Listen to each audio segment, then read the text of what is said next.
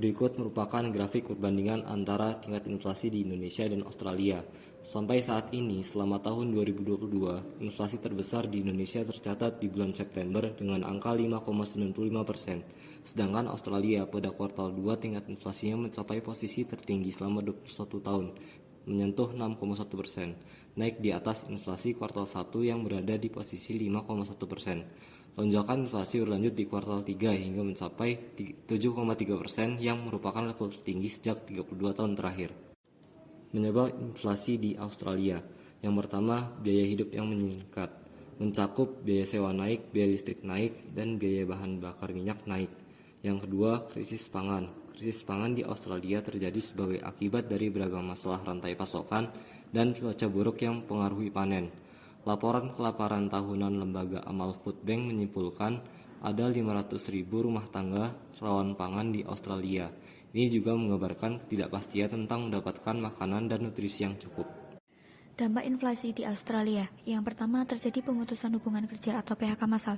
Pada bulan Juli 2022 dilaporkan terjadi pemutusan hubungan kerja massal. Alhasil, nilai tukar dolar Australia mengalami penurunan 0,63% yang merupakan level terendah dalam 1 bulan terakhir. Dalam sepekan tercatat dolar Australia jeblok hingga 0,38%. Pada Jumat 19 Agustus 2022, Biro Statistik Australia melaporkan sepanjang bulan Juli terjadi PHK sebanyak 40.900 orang. Ini merupakan kali pertama terjadi sejak Oktober 2021. Yang kedua, tingkat pengangguran turun. Angka pengangguran turun menjadi 3,4% dari sebelumnya 3,5%. Level tersebut merupakan yang terendah dalam 40 tahun terakhir. Namun, penurunan tersebut terjadi akibat berkurangnya partisipasi kerja. Dan yang ketiga, meningkatnya anggaran pemerintah untuk pembayaran jaminan sosial. Akibat inflasi, pengeluaran pemerintah untuk pembayaran jaminan sosial termasuk pensiun diperkirakan lebih tinggi sekitar 33 miliar dolar dari proyeksi sebelumnya.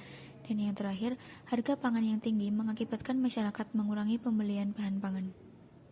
Selanjutnya, strategi yang dilakukan oleh pemerintah. Yang pertama, Bank Sentral Australia menaikkan suku bunga acuan. Inflasi yang tinggi memaksa Bank Sentral Australia atau Reserve Bank of Australia atau RBA mengerek suku bunga 4 bulan beruntun. Di awal bulan ini, RBA menaikkan suku bunga sebesar 50 basis poin menjadi 1,85%, yang merupakan level tertinggi dalam 6 tahun terakhir. Kenaikan suku bunga dalam 4 bulan beruntun menjadi yang paling agresif sejak awal 1990. Created using Powtoon.